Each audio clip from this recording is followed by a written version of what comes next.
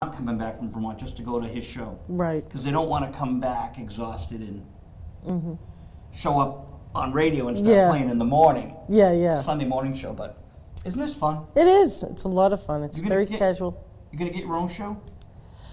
I mean, you know, I think you have to do more TV in the coming months because you have a lot to say. I do have a lot to say. I do agree with that. I absolutely 100% agree with that.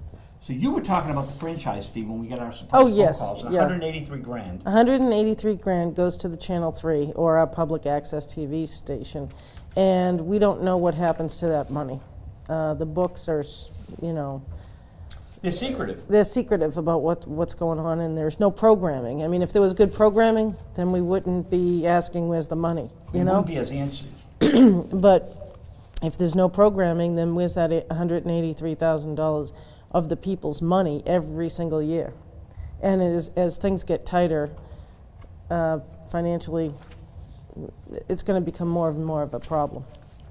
Now, Verizon just signed a contract with the city February 3rd, a year ago, but the amendments were signed a couple of months ago, and you know I was screaming about that. Yep. So there might be another 95 grand that just goes into the money pit.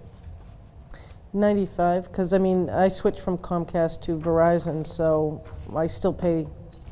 Yeah, I haven't checked the bill yet. I gotta see. They throw a another fee. No, they throw a when they sign these contracts. Like when Comcast did the new contract, on top of the franchise fee, TV3 got 825 extra grand. Okay. 825. Oh, to start. To infrastructure, because they lost their. Now they didn't need They didn't need this crazy monopoly money to start. They had lost a studio. I was there. That's where I was producing. They lost a studio, so you have to wreck what you built. Jeanne, where's that equipment from the old studio? I have no idea. Where's the equipment from the TV3 van? You have no idea? I have no idea. I have an idea, but you better not since say we're on TV, I'm not going to say what I know is probably the truth. Well, yeah. But the TV3 van itself, now the city co-owns. I don't know how Winchester works, but the city of Medford co-owns the equipment. Yes, we do. It's in the contract. TV3 van, when it was emptied, the city got this empty, no-good truck to throw in the DPW yard. Is that what they did with it? That's what I believe. That's what I heard, allegedly, because I don't know, but I heard. So this empty truck, that was the beginning of the end for me with TV3 because the president asked me to go find a new van. Gave me a very good percentage. Get the van, we're going to give you this much. Then he went to an employee behind my back and gave him a very low percentage. Then he went to someone on the board of directors and gave them a middle percentage. So I was very flattered that this individual thought that highly of me to give me the biggest percentage. Station manager called me and said, "Oh, don't go to this dealership in Watertown." I said, "And why not? I'm looking for a van." "Well, the employee's going there." I said, "Now, I like everyone here. Do they all know that we're all working together?" And the station manager was really... Deceitful. No, the station manager was being upfront for once. Oh, okay, okay. It was the president that did this. So, is this True Confessions, Oprah? I guess. Oh, yeah, what's the name they were talking about? Oprah, can I?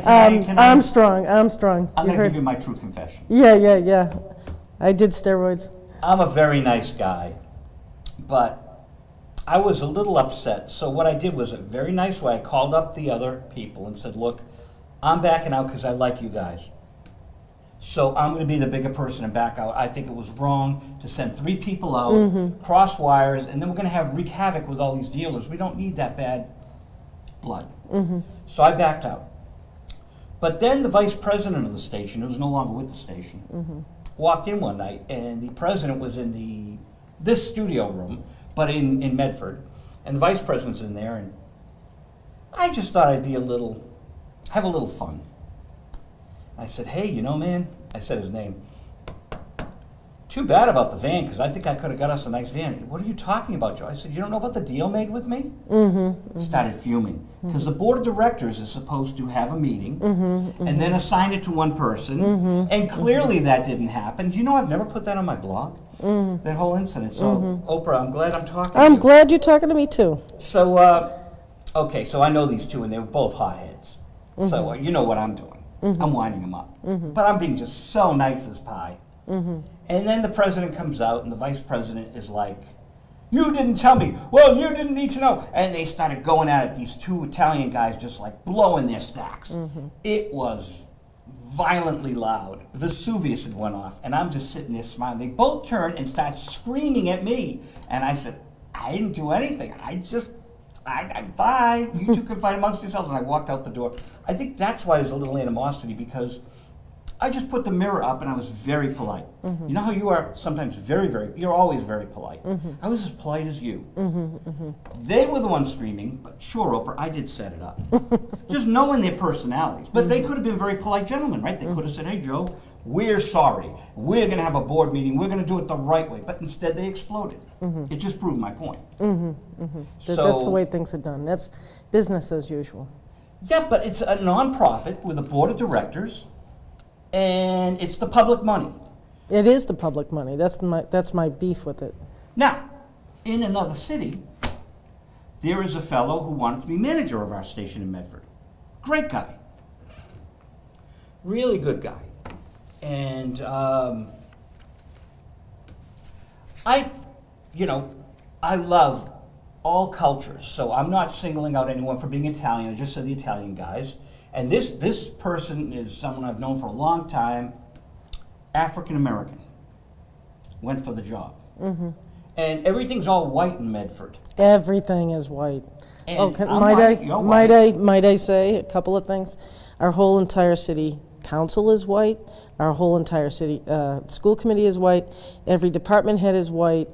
There are two African Americans. There's of any stature. We have the veterans representative is African American. He's a Vietnam vet. God bless him. Yes, God bless him. You're a vet. I'm a vet, yes. But the other person who is African American is the special assistant to the mayor, and he's the special assistant. He is not in a position of power. He's in a position of influence, but how much influence is debatable. Outside of that, everyone is as white as I am. And yet, let me just say, that's not the demographics. That is not the demographics. We have a lot of Asians, we have a lot of African Americans, we have not so many Hispanics. We don't have the number of Hispanics that you would think of an urban area. No, but we do have a rainbow coalition. Yes. And the term rainbow coalition, people, I'm going to specify, it was Jesse Jackson, all encompassing everyone, African Americans, Asians, gays, the whole spectrum of humanity. That's what rainbow coalition meant. But anyways, this great guy, very skilled, and something that's very key that I look for in someone to run a station is that he's a veteran of access. So this veteran of access applied for the job, and he made the mistake of saying, oh great, a TV3 van, we will have this for the members. Well, no, it's actually for the board alone. And he said, Joe, that's when I lost the job. He dared the power structure. He dared them that maybe the members should have use of the equipment that they co-own. But the station beat it into the ground. It was just the board of directors, and with God as my judge, I was a witness. I was there. And another point is that all our boards and committees are, except for one, is all white. There's one board that has to do with arts and culture. That has Human Rights Commission. That has an African American on it. The housing board, although the state is going to change the housing structure. Well, did you hear the governor's speech the other night? I've already blogged it, but the state isn't going to do it yet. The governor wants to. Right. It has to go through through channels. Yeah, it's going to go through the channels. What they're going to do is they're restructuring the housing boards. There's like 351 communities in Massachusetts, something like that. There's 240 housing boards. So not every city has a housing board, but Medford does, I'm sure Malden does, all the urban areas. But when you get out more rural, they sort of have like one housing board for 3 or 4 cities or towns, actually towns. So, and he is going to turn it down to what? He said 6. 6 boards and committees. But currently, our housing board is all white. Now, that's not to say that they're not caring people. It's just that in housing units, I know for a fact that there are lots of African Americans and people of color that are in the housing structure, in the housing system. And they have no representation on the board whatsoever. I mean, it's just one thing after another. The school department's the same way. Well, you want to hear something really absurd, you know, 2 wrongs don't make a right, do they? 2 wrongs don't make a white. and I'm going to explain my joke. In the Medford transcript, the president of TV3, when chastised for having all white men, there's no women on the board right now. On TV3? Yeah. Right. African-American friend of yours and mine. Yeah. She was chased away. She was chased away, and she literally said that she felt that there was literally prejudice against her. Oh, absolutely. As an African-American. Caucasian middle-aged woman who was chased away. So now there's all guys on the board. But the president of the station said to the Medford transcript, "Why doesn't the mayor appoint an African-American woman to our board? The city council is all white." 2 wrongs don't make a right. So because you have a board that doesn't reflect the diversity of your community, you're blaming the city council, which is elected. At least they went for election and anyone could run. But you appointed 1 class of citizens, 1 gender of citizens. I mean, you know, I'm a white male, but still I want reflection, I want diversity. Because crop rotation, term limits, these are the things I've been cheering about. Do you know what my TOTA means? TOTA? TOTA is my acronym for, and I started this in 2005. Transparency, oversight, term limits, and accountability. Oh, I like that. That's why they came at me with such a ferocity and a vengeance. Because I dared ask for transparency, oversight. Transparency is just putting it out there. But the end of it, see, I start with transparency, but the accountability part is, well, now you put it out there, but at the very end we want to know what you did with it. So tell us what you did, and then identify it line by line. So that's not a lot for people to ask when they're forking over millions and millions of dollars. So are you mad at me for asking for TOTA? No, I'm pro TOTA. So maybe for the coming election, when I talk to our wonderful mayor, maybe I'll change it to total. I'll have to find an L. Yeah, total. Yeah. Litigation. Litigation. TOTAOL. AOL. Accountability or litigation. I think that's over the top, but yeah. Well, the point is to have fun with it. Yeah. And to have these short little burst But soundbites. I like the idea of accountability, and I like the idea Term of limits. Term limits, yeah. Especially at least on the city council, because we have the same president that we've had for the last couple of years. I think they need to rotate who's president of the council. They do, and here's a really good parable. This is a truthful story. October 26, 2006. The Globe had that I was meeting with the mayor.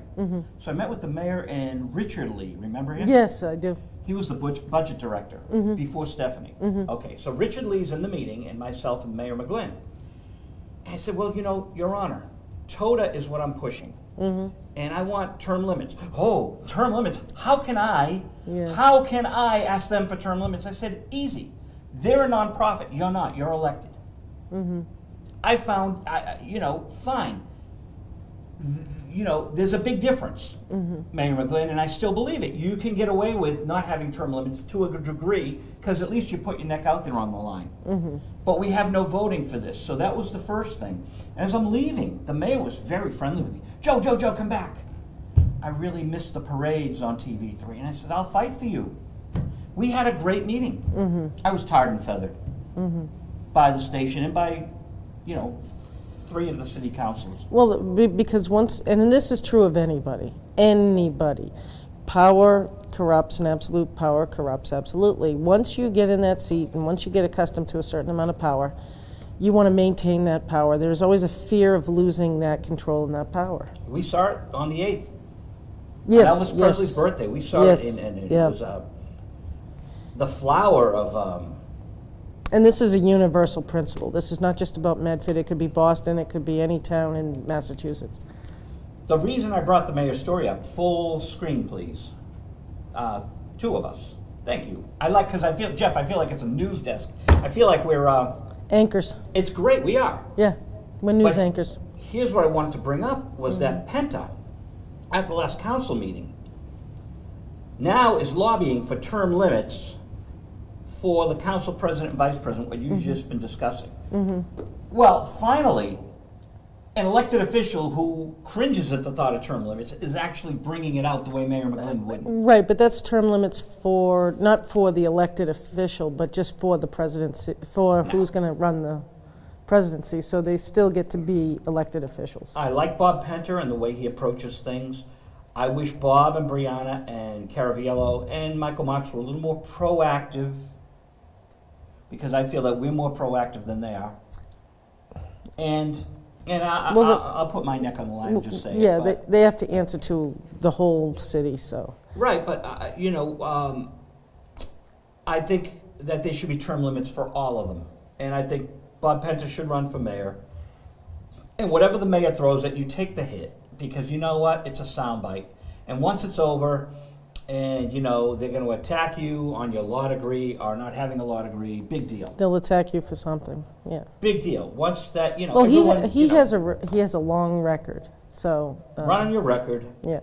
It's not like he's new to, to the city. Yeah, because we got a lot of facts we're going to throw at the mayor. So if they want to throw mud at you, we'll counteract it with facts. I agree with that. Facts are always good. And I love this whole, I want a salary committee, Jeanne. A salary committee, yes. I think that's another thing. I think that we should have, I like your number of 15,000. I think that 10 is too short. But 15,000 to be a counselor. Yeah, well, in Woburn, it's 9,000. Yeah. So they get paid $9,000. Oh, I took my mic off. Jeff, my vocals all right in there? I'll just put it here. But Woburn, I think it's $9,000 and maybe $10,000 for the council president. Yeah. The mayor's getting $73K, Scott Galvin. Yeah, our mayor gets too much too. I got a question for you, Jeanne. But he also gets something for the school committee, which he should not be the chairman of the school committee. He gets an extra, I don't know, $10,000, $12,000 a year to be the chairman of the school committee. Can I ask you a question? Who's the mayor of Everett? I do not know. Curtatone is Somerville, is that correct? Possibly, I guess. I see the bumper sticker for Curtatone, so I don't know. And I know Richard Howard's here because I watched the Malden, and I wrote for the Malden paper, so I know Howard's here, and he's a good friend of Mayor McGlynn's. I bring it up because people don't know the mayors of, if Plymouth is a city. I don't even know if Plymouth is a city. No, it's got to be a town. Plymouth City? But, even the selectmen in Plymouth and Situate and Stoneham, I don't know the selectmen in Stoneham, it's right up the street. So people outside of their own neighborhoods don't really know who the mayor is. Well, let me ask you this. You could go up to people in Medford and say who is on the council and they wouldn't know. The city council. Yeah. A lot of people don't pay attention to their local politics. And that's a shame because it is the environment that they're living in. Now, people would know Mayor McGlynn because he's been there for 26 years. I mean, you'd have to live under a rock not to know who the mayor of Medford is. And he pushes the promotion button every day. What do you mean the promotion? Vis-a-vis Allison Goldsberry having her inside Medford, and he's got a tight rein on that, and on the Medford Transcript, and on the Medford Daily Mercury. And to a degree, he had Jarrett on the fence. Jarrett was like the kind of Rick Caraviello of the news writers. But he was leaning a little towards McGlynn, and now he's at the Globe. And I think the Globe is a funny animal because McGlynn has definite power there with the editorial board. Absolutely, he does. But I think some of the writers, Kathy McCabe and Andrea Estes, I think they're their own island. I think Estes and McCabe, they're their own people. They don't listen to the chatter. Because McCabe had one article on TV3, and the editorial was in direct conflict with its journalist. So the editorial opinion was so skewed. And the hard journalism from the reporter, Kathy McCabe, and it was also Travis Anderson. Anderson and McCabe did a great job on the judge's evaluation back in 2008 when the hearing was, and then 2009 when the report came out a year later. You find that odd? Of course. This was due December 5th. December 15th, 2009, this was due. Came out August of 2009, and I'm the reason why. We won't go into it, but they didn't want us to have this. They didn't want me to have this document. Of course not. So the mayor just kept kicking the can down the road. Now, if the mayor were to close down TV3, would he then also give us our 5% franchise fee back? No, he wants the money. He wants to do what California's doing. So he wants the money, but he doesn't want the TV station. But there's another elephant in the room, which I'll explain to you. You might not know about this. The cable providers, and I was at a hearing back in '95 at it was called the DTC or something, but now it's the Department of Telecommunications and Cable. Now it's the DTC. It was something else. I went there with Patron. Patron was the commissioner. And one of the lawyers just looked at Comcast, Media One, and the woman was like, "We don't want this franchise fee." And he goes, "It's like 0.5%. It's like $100 million when you're like a multi-billion-dollar company. It's nothing." They see it as money they want to grab somehow. So the cable providers, Verizon, Comcast, RCM, all of them, there's a bunch more out there. They all want this franchise fee. Oh, if the consumer's going to pay that, why can't we have it? And it's kind of crazy. Well, you know, if we don't have TV3, then I want my money back. Now, we've got 11 minutes left, and here's what I'm going to talk about. I think that Robert Hilliard, a great writer, has a book out called Low Power Television. Bob's down in Florida now, but he was a guest on my show back at TV3 in 1998, 99. Low Power Television is this sleeping giant. Let me give you an example. Let's say that Verizon gets its way at Beacon Hill. Every year, Verizon goes to Beacon Hill to try to shut down what we do access. And they lose. Even Comcast fights them because Comcast right now has all those contracts, so it doesn't want Verizon to get its way right now. Okay. But at a certain point when those contracts run out, Verizon and Comcast, this is my opinion, my theory of what they're doing, they're all going to want to shut down access. Now, the access stations that can bundle, WinCAM joins up with Stoneham and Woburn, and we have like 5 communities. Okay? We bundle. And then we become LPTV, low power television. Now, we get on either as a nonprofit that's privately funded, or publicly funded, but a nonprofit, or we become a commercial station, low power commercial station. Then you wouldn't have freedom of speech, though. Because, sure you would. Well, I think that if you had the commercials, a lot of times the commercials will tell you what you can and cannot say on TV. I hear what you're saying. Jeff, would you mind getting the door? Because I'm hearing an echo. I feel like Oz, the great and powerful. Commercials can't dictate it, but as long as you do... Thanks, Jeff. He's great. He's just an absolutely great director. Jeff Dearman. He's a dear friend. He's the dear man. Commercials, if you do what PBS does, PBS gets away with being themselves and not letting the government funding change it, not letting the Republicans rattle them. I wish that community TV could be like PBS. It should be like PBS. Well, we could, I mean, talking to someone who's been doing it a long time, I might know nothing, but I've been in it a long time, so I know a little bit. I think we the people can... Because they have sponsors. I mean, they take money from corporations, right? PBS? It's really and gray area advertising, the way they're doing it. Yeah, and they've changed. They're not doing it the way they did in the 60s. Okay. Brought to you by a sponsorship from the oil company, you know? Yeah. It was that quick. Now it's almost a 60-second, 2-minute soundbite. In between shows, it's not offensive.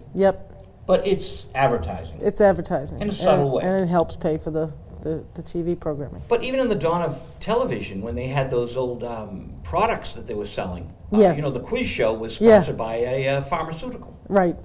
So or Texaco or some oil company, right?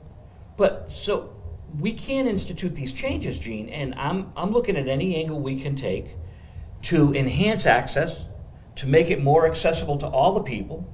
Because if you don't like what I'm saying, what Jeanne's saying, come on up and refute us. It's your forum.